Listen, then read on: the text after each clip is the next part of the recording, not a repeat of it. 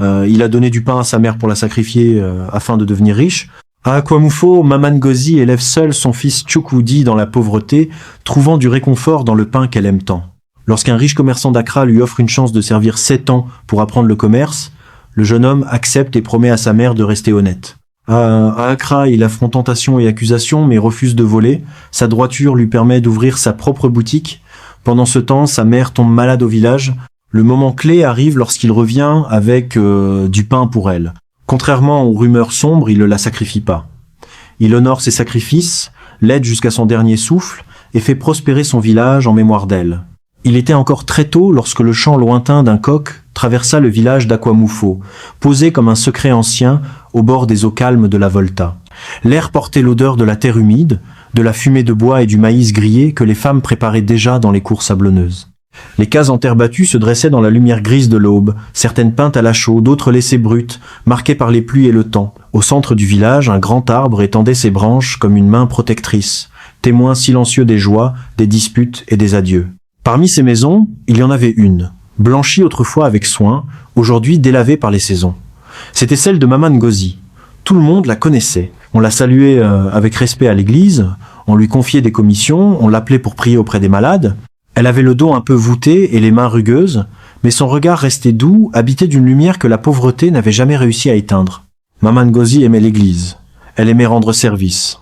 Mais plus que tout, elle aimait le pain. Le pain simple, doré, encore tiède, lorsqu'il arrivait parfois du marché voisin. Les enfants du village se moquaient gentiment d'elle. « Va acheter du pain comme Maman Ngozi !» Elle riait sans se vexer. Le pain était son petit luxe, son réconfort silencieux depuis que la vie lui avait arraché son mari. Elle le mangeait lentement, comme si chaque bouchée contenait un souvenir. Son mari était mort brutalement lorsque leur fils Chukwudi n'avait que 7 ans. Ce jour-là, le monde de Maman Ngozi s'était brisé en deux. Elle aurait pu s'effondrer. Beaucoup l'auraient fait. Mais elle avait choisi de tenir debout pour son enfant. Elle avait cultivé derrière la maison un petit lopin de terre, plantant du manioc et des ignames.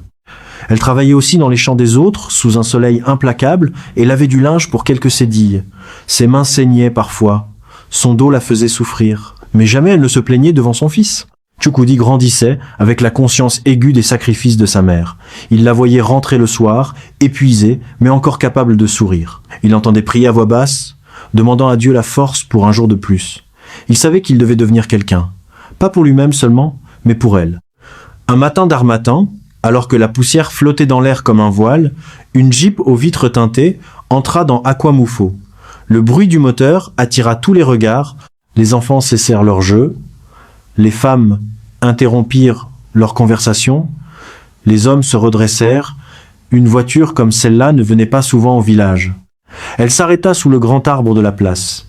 La portière s'ouvrit et en descendit Chifemeka, un homme grand, bien en chair, vêtu d'un riche cante blanc et or qui brillait sous le soleil.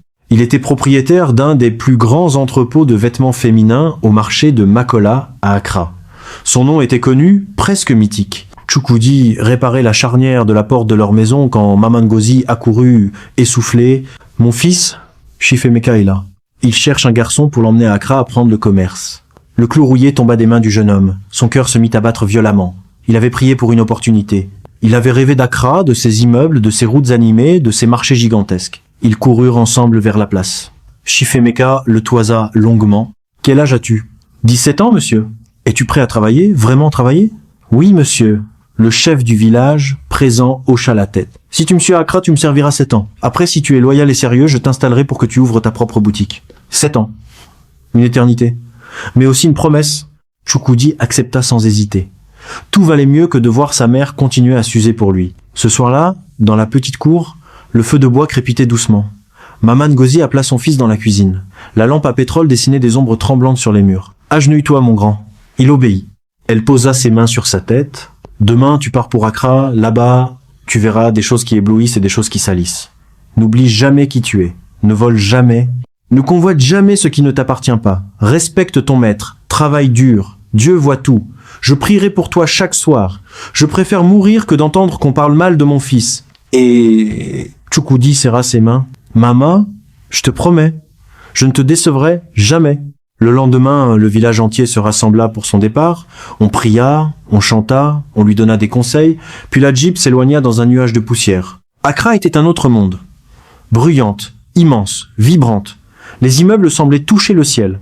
La Jeep disparut dans la poussière rouge, laissant derrière elle un silence lourd et une mère qui restait debout, les mains jointes, jusqu'à ce que le véhicule ne soit plus qu'un point à l'horizon. Maman Ngozi ne pleura pas devant les autres. Elle rentra lentement dans sa maison blanchie à la chaux, s'assit sur le petit tabouret en bois et fixa le mur vide. Ce jour-là, elle ne mangea pas de pain. À Accra, les premières nuits furent un choc pour Tchoukoudi. Le bruit ne s'arrêtait jamais. Les klaxons, les voix, les radios, les pas pressés. Il dormait dans une petite pièce derrière l'entrepôt, avec 3 autres apprentis. Le matelas était mince, l'air chaud et lourd. Pourtant, chaque matin, il se levait avant les autres. Chifemeka ne tolérait ni paresse ni excuse. Les apprentis devaient porter des ballots de tissu plus lourds qu'eux, apprendre les prix par cœur, rester debout toute la journée. Le marché de Makola était un océan humain. Les clientes négociaient avec une précision redoutable. Les commerçants criaient leurs offres. Les odeurs de sueur, de parfum, de friture se mélangeaient. Les premiers mois, Tchoukoudi eut envie de fuir. Certains soirs, il s'asseyait derrière l'entrepôt et regardait les lumières de la ville, se demandant s'il avait fait le bon choix. Mais il repensait aux mains de sa mère sur sa tête. Il repensait à ses paroles « Dieu ne dort jamais ». La tentation arriva plus tôt qu'il ne l'imaginait. Un apprenti plus ancien, Kojo, l'approcha un soir. « Tu es trop sérieux, villageois. Ici, si tu ne prends pas un peu pour toi, tu resteras pauvre toute ta vie. Personne ne regarde. On peut cacher quelques billets dans les doublures. » Tchoukoudi sentit son cœur se serrer. « Non. » Kojo éclata de rire. « Tu verras. Accra va te changer. » Mais Accra ne le changea pas. Au contraire, elle le forgea, une année passa. Puis 2. Tchoukoudi gagna la confiance des clientes. Il était poli, honnête, précis dans ses comptes. Certaines demandaient « Où est le jeune homme du village ?» Celui qui ne ment pas, Chifemeka observait. La 3e année, une grande épreuve frappa. Une livraison entière de tissus importés disparut mystérieusement. La perte était énorme. Chifemeka entra dans une colère noire. Il convoqua tous les employés. Quelqu'un ici a trahi ma confiance. Les regards se croisèrent. La peur flottait dans l'air. Kojo murmura à l'oreille d'un autre apprenti. Puis les rumeurs commencèrent. On insinua que Tchoukoudi était trop discret, trop parfait, qu'il envoyait de l'argent au village. D'où venait-il vraiment? On fouilla sa couche. On inspecta ses affaires. Rien. Mais le doute était là. Cette nuit-là, Tchoukoudi pleura en silence. Pas pour l'argent, pas pour l'accusation, mais parce qu'il imagina sa mère entendre un jour qu'il avait volé. Le lendemain, la vérité éclata. Les tissus avaient été détournés par un transporteur complice d'un commerçant rival. Kojo avait participé. Chifemeka fit arrêter les coupables. Puis il appela Tchoukoudi. Beaucoup auraient profité de la situation. Tu es resté droit. Je me suis trompé en laissant planer le doute sur toi. C'était la première fois que le grand commerçant s'excusait devant un apprenti.